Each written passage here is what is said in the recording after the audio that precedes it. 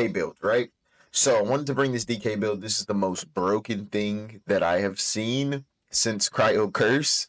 I think a lot of people don't know fully how DK works yet, and they're not putting together the right builds for DK to make them as tanky as they can be, especially after the buffs that they receive. So what I have is four passives. I have Strength passive, Dex passive, Stand passive, Will. Strength, Grasp of the Grave generates 20 soul energy if it hits an enemy target. We only have 100 soul energy now.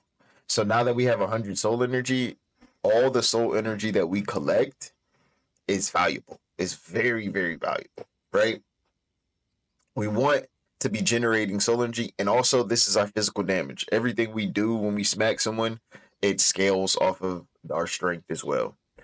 Dexterity, right? Enemies affected by Soulstorm have their movement speed reduced by 15% for zero point 0.5 seconds. That means when they're in Soulstorm, they keep getting hit by Soulstorm, they lose 15% movement speed. It is amazing to stay on somebody. Stamina. Soulstorm grants a shield that can absorb 200 damage of any type when activated, lasting 8 seconds with a 30-second cooldown. We rely on this a lot. This is our health, and this is what makes us way more tanky than people think we are, right? And I'm going to explain why this plays into the build in a second. Will absorb 1 soul energy or restores 14 life. We need this too. This is going to be our sustain, especially running through mobs, fighting people, especially in groups. Once you kill a person, it's very, very, very useful as well. This is going to help us with our sustain in the long term so we can keep taking fight after fight after fight. Right? So the build. I have a one-handed sword, physical damage, because we're scaling physical damage with this build. Dexterity, and then it has lifesteal on it, and Fairy of the Lake. Fairy of the Lake is our main set we're going to be stacking. We want 30 out of 30 Fairy of the Lake, right? Fairy of the Lake, when dealing unblocked direct damage, summon a fairy that pursues the target. After hitting the target, the fairy explodes, dealing 50 holy damage to the enemy within the area and granting 50-point shield to nearby allies for 5 seconds. If you're in melee range and you're smacking that person, the shield applies to you.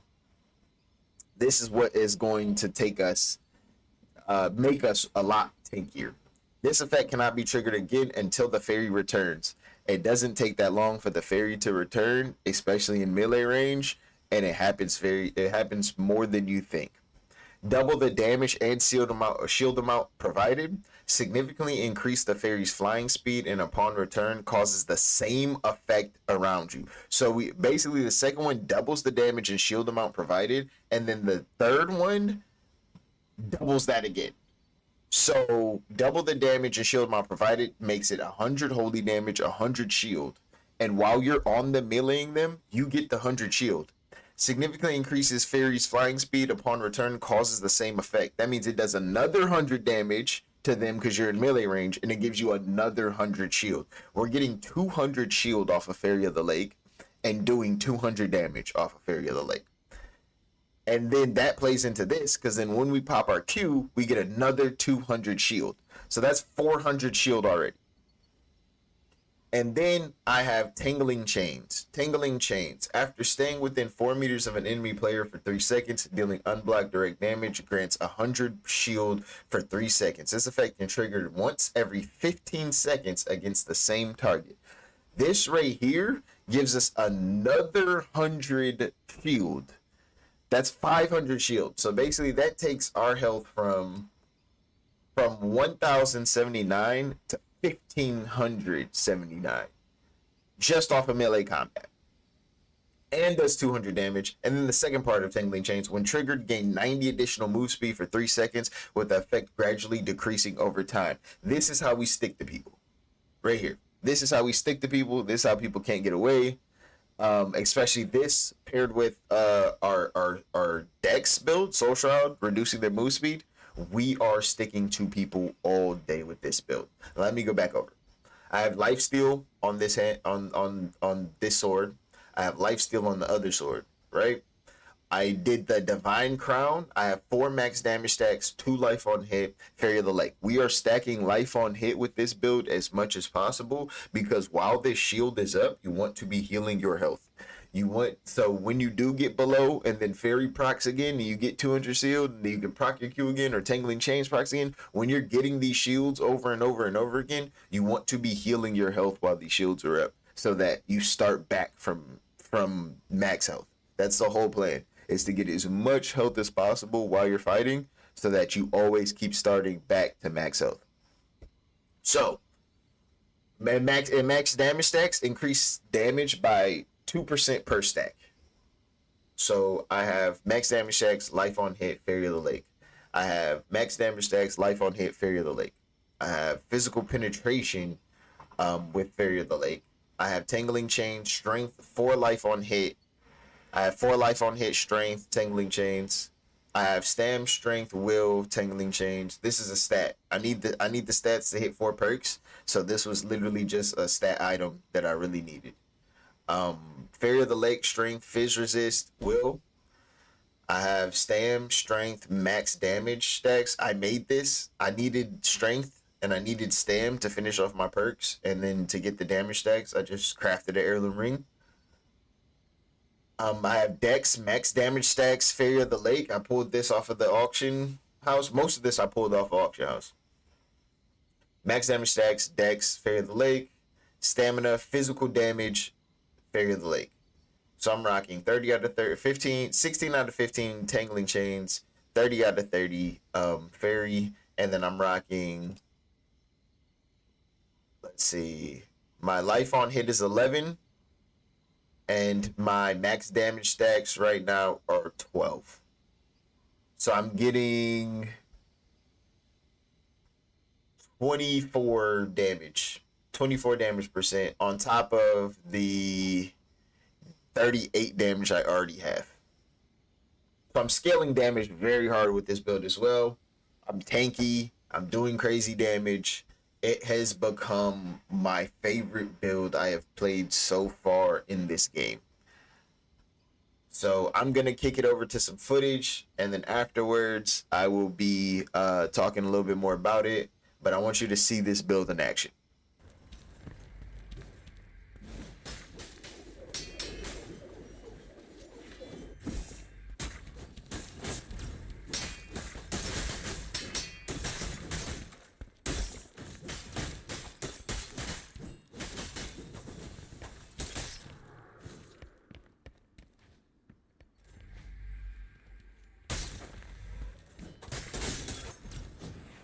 Are you serious?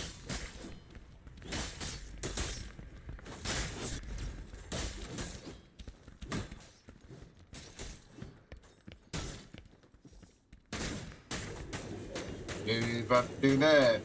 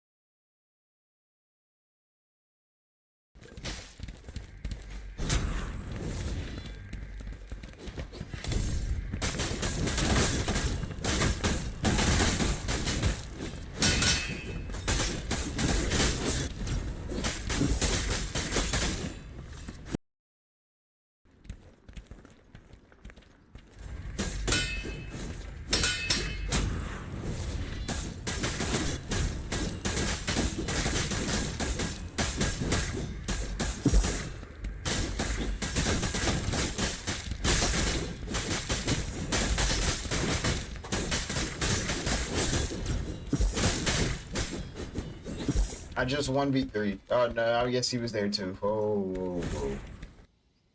Look at that. 25-0?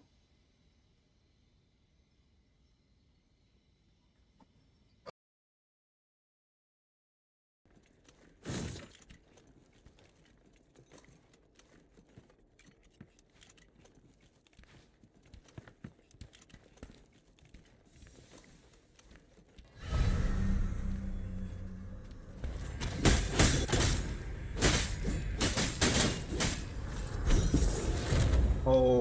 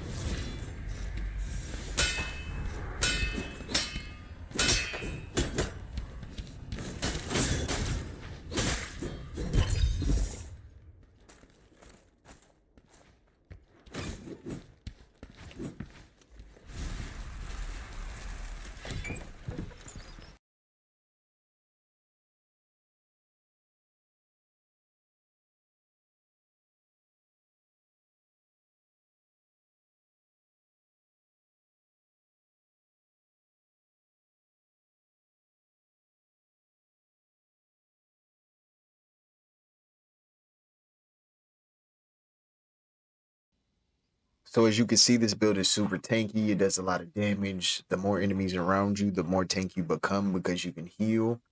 I wanted to leave this at the end. The reason why we go to Soulstorm and not Soul Shroud, Soul Shroud uses a giant chunk of your souls at the start to activate it, and then it does continuous damage. Soulstorm starts just using a continuous amount of souls, and it does a little bit of damage, but it's a constant tick, and you still get the 25% damage reduction, and you can toggle this on and off all day long. So toggling this, it'll give you instant AoE ticks, and we want this not for damage. We're not going for damage with this. We're going for more sustain and more life.